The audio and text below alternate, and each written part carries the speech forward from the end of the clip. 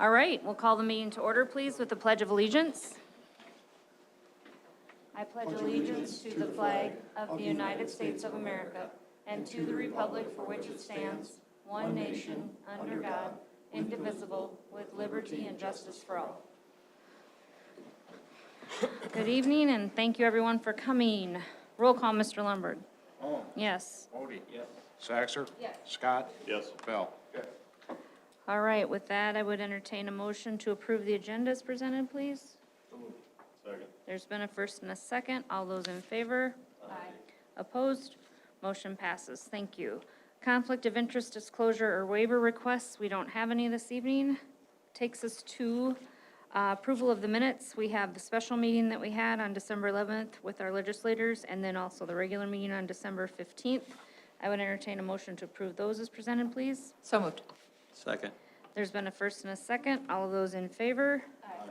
Opposed? Motion passes. Thank you. Community input? I'm not seeing any community input this evening, which takes us to our financial items, bills and claims. Mr. Lundberg. I had a few noted. Feel free to ask me any questions on any other ones that you would have. On page 3, where City of Brandon, the school resource officer, a half payment of $45,474. Half the year. On page 8, Pesca Construction, $677,000. Total paid to date on that project then would be $17.5 million. Page 11, U.S. Bank, various bond payments, capital outlay certificates, and general obligation bonds for a total of $1.2 million. Below that, Visions Group of $331,000 makes a total paid to date of $3.6 million to Visions Construction. Total bills and claims of $2,944,740. Advance payments breakdown of $7,603 is there for your review. Pay vouchers of $85,148. And food service bills of $174,618. Any questions on the bills and claims this evening? Hearing none, I would entertain a motion to approve those as presented, please. So moved. Second. There's been a first and a second. All those in favor? Opposed? Motion passes. Thank you. Financial report, Mr. Lundberg, whenever you're ready. Cash report for the month of December came in the month $33,127,000, $4.1 million of receipts, $9,158,000 of disbursements, left just over $28 million of cash on hand at the end of December. $10.1 million is in the general fund, $4.9 million in the capital outlay fund, $1.3 million in the special ed fund, $25,000 in the enterprise fund, and $11.7 million in the capital projects fund. $4,110,000 is itemized on the next 2 pages. Following that is an investment report of $25,054,000. Next is a payroll and benefits summary for the month of December. Average or a normal payroll equated to $2,930,000. Financial reports. We're halfway through the fiscal year. The first 2 pages are the revenues, which start having more and more relevance each month as we get closer to the end of the fiscal year. You can see that the revenues are right around 45%, which would be right on track for the fiscal year. More revenue will come in the second half of the year. Just property taxes alone make up for that more revenue because it's larger draw in the second half because of growth. On the expenditure report, the general fund is at 49.7%. That would project out to 99.5% for the fiscal year. I mean, it's right on track with the budget.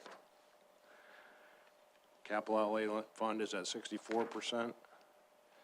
Special ed fund is at 44.6% expended versus 45.6% last year. Debt service fund is at 88%. Food service fund shows an accrued net loss of $230,774. Capital project fund statements are there for your review. Berkman Valley Elementary is 68% expended. That has quite a number of bigger items left to go, playgrounds, furniture and fixtures, those things. Middle school addition, $4,047,000 expended, 52% of the total.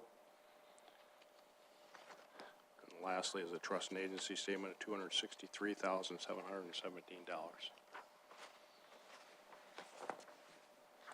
Any questions you would have on the statements? All right, hearing no questions, I would entertain a motion to approve the financial report as presented, please. So moved.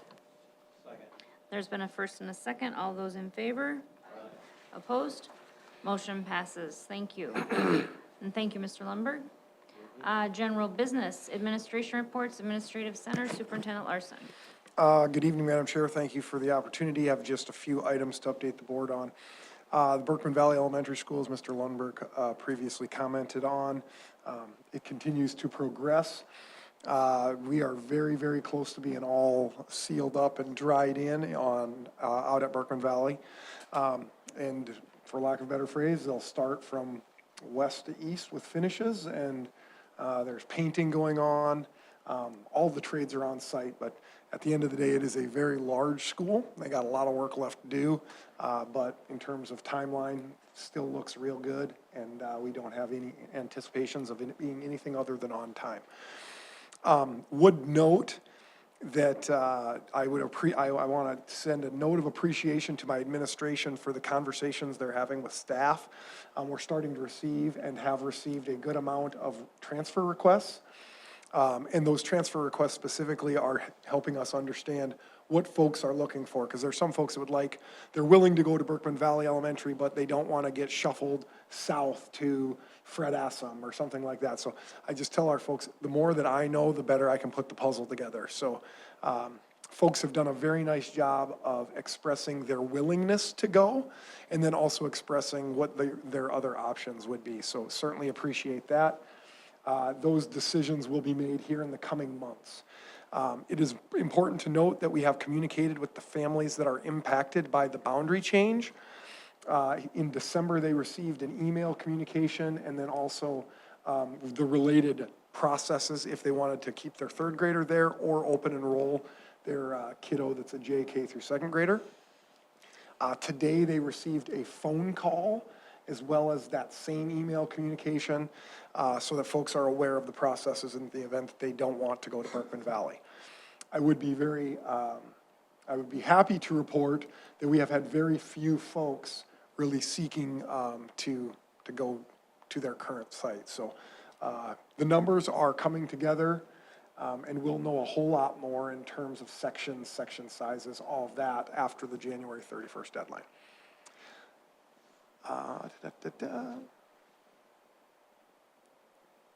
The middle school project continues as well. That's another one it's almost dried in. We have a few windows left in one of the academic areas to go in. Otherwise, they're set to go. That project continues. Overall, timeline-wise, I would tell you that the last few weeks, weather-wise, have been very beneficial, and Visions also had the ability to get in and do some connection point stuff over winter break that will help us here when we get kiddos gone and teachers gone and we move into the summer. So that project continues to progress well. Again, that baby's going to be open in the fall of 2026 for the new school year. Don't anticipate any problems with that as well.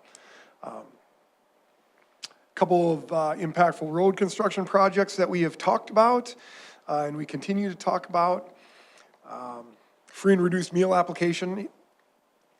A new year can change things for families, and it's always important to remind folks that the free and reduced meal application is open year-round if there are changes in their circumstances. Academic calendar. Today we had no school. It was a half-day flexible workshop. If you can remember correctly, that's a negotiated agreement component. We work with the BVA to allow that to be flexible, and then also it's a half a day instead of a full day, and they agreed to that as well. So today we did that.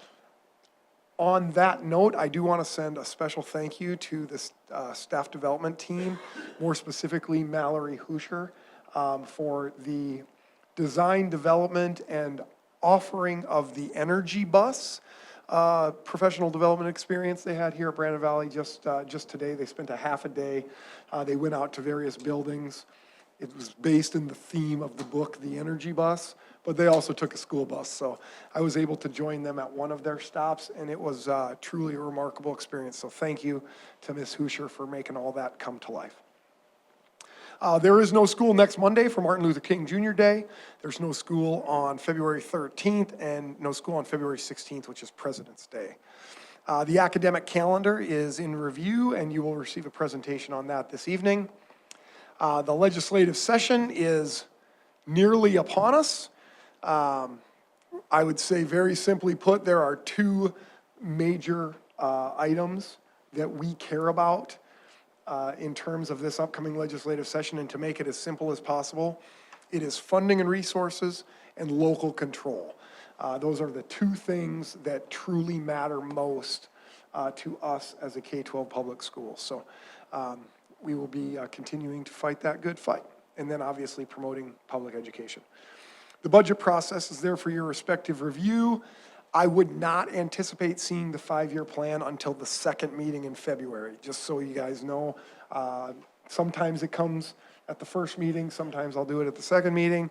We will do the 5-year plan at the second meeting in February just because of the staff transfers, the new elementary school. There's just a lot going on, and to give us our best product, we'll take those extra couple of weeks to put it all together. Don't anticipate any changes to our other regular processes, meaning our preliminary capital outlay approval process, et cetera. And you'll certainly be getting preliminary budget presentation in May with our potential action in July. With that, Madam Chair, would certainly field any questions that you may have. I know the 3 summary bullet points about the legislation session cover a lot of area. Is there anything specific other than certain bills that we're looking at, other than the increase in overall funding education that we're targeting or worried about? Do you guys talk to today, or is it just?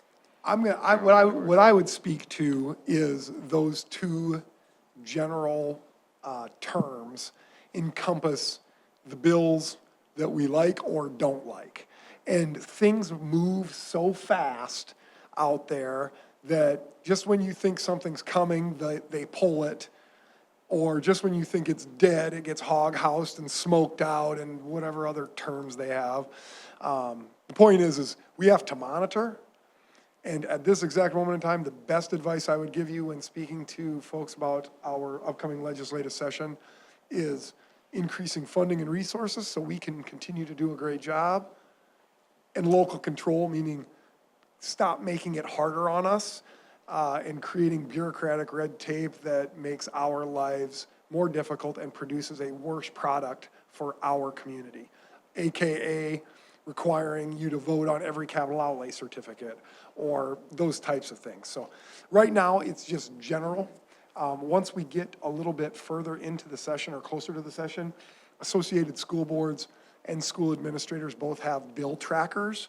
So you have the capability of going on and monitoring individual bills that we either oppose, support, X, Y, Z. Good question. Any other questions? For those out there, either in administration or in staff or in the community, can they also go on there and track those and get updates to help advocate for what we're looking?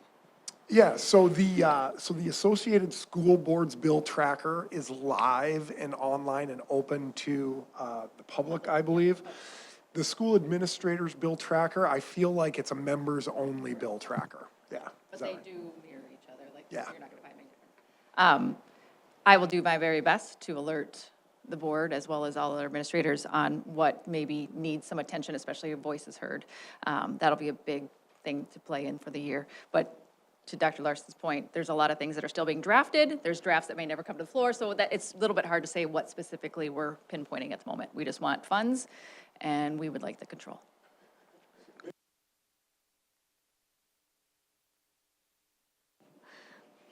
Thank you. Mr. Lundberg, anything additional tonight? All right, high school.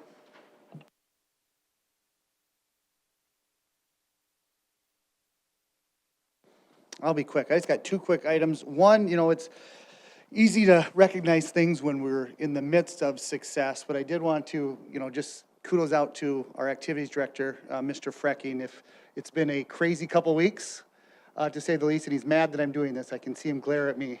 But we hosted basketball games last week. We had the Lynx Invite Wrestling for girls. We had the Dan Ponch Invite Saturday. Sunday, he's getting calls for the Matt Cats, and he's helping them out. And today, he had a middle school wrestling meet. So you add that, and he's hosting State 1X in February, and all of the organization and stuff that goes into that. And then I had some former classmates from Pierre and their parents that I ran into late Saturday, and they just were like, that wrestling event was awesome, well-run. So kudos to Mr. Frecking and all that he does. So I think it's worth recognizing him for that. The second item, commencement, mid-year commencement's Wednesday. We're up to 15 graduates, 7 p.m. in the Performing Arts Center. When the meeting's over today, just let me know if you can be there or not. I'll try to connect with each of you. Be there at 6:50, 6:55. You guys, Dr. Larson will meet you guys backstage. And I'll walk you through just a couple things a couple minutes before the ceremony. But one of my favorite ceremonies, and it kind of kicks off second semester, and all the great things that happened to our seniors that last semester. So appreciate you guys being there, those of you who can. Questions? I would just say to echo, I know Frecking's not entirely wanting to take all this on, but you have done a phenomenal job. I was also at the wrestling invite, and all the parents that I knew from other schools were just flabbergasted about how well it was run. And they said, it's too bad that all the invites aren't this way. So kudos. Thank you. Middle school? Intermediate school? No. Special services, anything? All right, any of the elementaries? All right, Director of Instruction, Operations Manager? Mr. Frecking, you have anything you want to say tonight? Sorry, I couldn't resist that. All right, that takes us to general business. Item number 1, the proposed academic calendar presentation, no action. Thank you, Madam Chair. I'm just going to quickly run you through the proposed academic calendar, open to feedback, thoughts, X, Y, Z. The 26-27 academic calendar, I guess a key point of emphasis that I would lay before the board is that it is consistent and corresponding with a slightly later start date. So the start date for school is, for all of our kiddos, is August 26th. Here's a breakdown of the month of August. We have new staff in service on Tuesday, August 18th. Staff in service with all staff begins on Thursday, August 20th, with in-service and workshop. Monday, we hold an all-day in-service, and then Tuesday, we have an AM in-service and a PM workshop. You could mark your calendar. Tuesday, August 25th, 2026 would be our all-staff welcome back. That would be slated to be our all-staff welcome back. And then school begins on Wednesday, August 26th. Moving on to September, there's no school on Monday, September 7th for Labor Day. Looking at October, we have parent-teacher conferences on August 5th and 6th. Those are regular school days. The dinner schedule is staggered and rotating. And then we will have our comp day on Friday, October 9th, 2026. There is no school on Monday, October 12th for in-service, and that corresponds with Native American Day. Looking to November, there is no school on Wednesday, November 11th. For Veterans Day, it is important for the board to note that in accordance to your classified handbook and agreement, that is a paid holiday for classified staff. So regardless of where it falls, whether it's on Monday, Tuesday, Wednesday, Thursday, Friday, that is a paid day off, so we take off Veterans Day. Thanksgiving break, you can see is consistent with our Wednesday of Thanksgiving being off. That's the 25th. Thursday, the 26th. Friday, the 27th is Thanksgiving break. Looking at December of 2026, there's a 2-hour early dismissal on Tuesday, December 22nd. And then we have no school Wednesday, December 23rd, 2026 through Friday, January 1st, 2027. School resumes on Monday, January 4th. There's no school on Friday, January 15th, 2027. That's that flexible workshop day, so that would be just like today. And then we have no school on Monday, January 18th for Martin Luther King Jr. Day. Looking at February, there is no school on Friday, February 12th, and then there's no school on Monday, February 15th for President's Day. Again, consistent and corresponding to prior President's Days since we've made that change. In March, we find ourselves in our spring parent-teacher conference schedule on the 15th and 16th, again, regular school days. Thursday, March 18th, 2027 is our snow day, and then Friday, March 19th is the comp day. Easter is very, very, very early in 2027, so we have spring break, which corresponds with Easter, 2-hour early dismissal on Thursday, March 25th. There's no school on Friday, March 26th, and no school on Monday, March 29th. There are no established breaks in the month of April. Graduation will be held on Sunday, May 9th, 2027, and then the last day for all of our students is a 2-hour early dismissal, and that is on Thursday, May 27th. The Friday is a half-day flexible workshop on the 28th. Couple of notes. So, consistent and corresponding when we think about our calendar versus previous year's calendars. No school on the Wednesday of Thanksgiving week, 2-hour early dismissal prior to winter and spring break. In-service is scheduled for staff and no school for students on Native American Day. No school on the Friday of President's Day weekend. And then additional days necessary due to weather. We do have one snow day built in. It is very important, and you cannot create a perfect school calendar. Because if you could do that, you would start late, get out early, and have 2 weeks off for Christmas break. But it's not possible. What I would tell you is we have a very, very good calendar. We have a calendar that people have come to know and understand and expect. And there is a long stretch in April and May this go-around. And the only way to change that long stretch is to change something that you have been doing to give yourself a break. So when I work with my committees and my liaison groups, the conversations that we have is, this is the calendar. The feedback is, that's a really long stretch of April and May without a break. And then the conversation goes to, so the Wednesday of Thanksgiving or the Friday of President's Day, which of those days are you going to give me back to take off in April? We can't do that. So you can see where some of the challenges exist. At the end of the day, the spring is a very, very busy time with activities and all of those various things. At the end of the day, I would tell you that we like our calendar.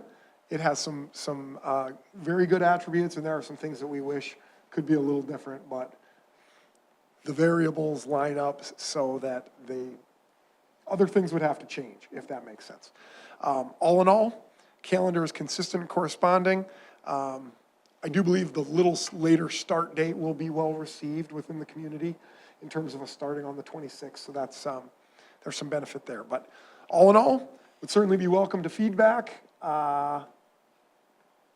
I would plan on bringing the calendar for adoption at our second meeting in January.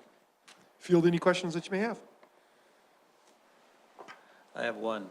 If Old Man Winter doesn't treat you well on this calendar, will you extend the school year into the last day of May or even into June? I reserve the right to add calendar days if weather requires and it's necessary. However, I would ask folks to evaluate my management of snow days over the course of the last 5 years to see if it has been reasonable for all, if that makes sense.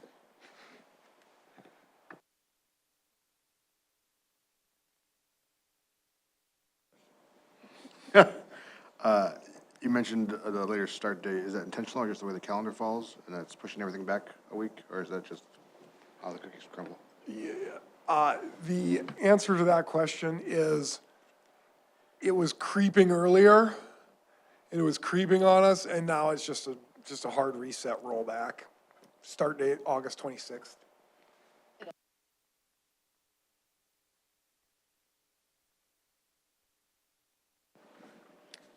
Any other comments, questions? All right, thank you, Superintendent Larson. All right, I would entertain a motion to approve items 2 through 9, please. So move. There's been a first and a second. All of those in favor? Opposed? Motion passes. Thank you. I would entertain a motion under personnel to approve items 1 through 19, please. So moved. There's been a first and a second. All of those in favor? Opposed? Motion passes. Thank you. Item 20 is information only. Under Communications Central Office, there are building permit applications there for your review if you would like to do that. Under Board of Education, a thank you from Paula Gordon for you to read if you would like. With that, that takes us to board reports. Does anyone have a formal board report they would like to give tonight? None? Everybody's pretty quiet. All right. Well, we'll take that. A couple travel reports. Otherwise, that takes us to the end of our scheduled agenda. I would entertain a motion to adjourn, please. So moved. There's been a first and a second. All those in favor? Opposed? Motion passes. Thank you for coming.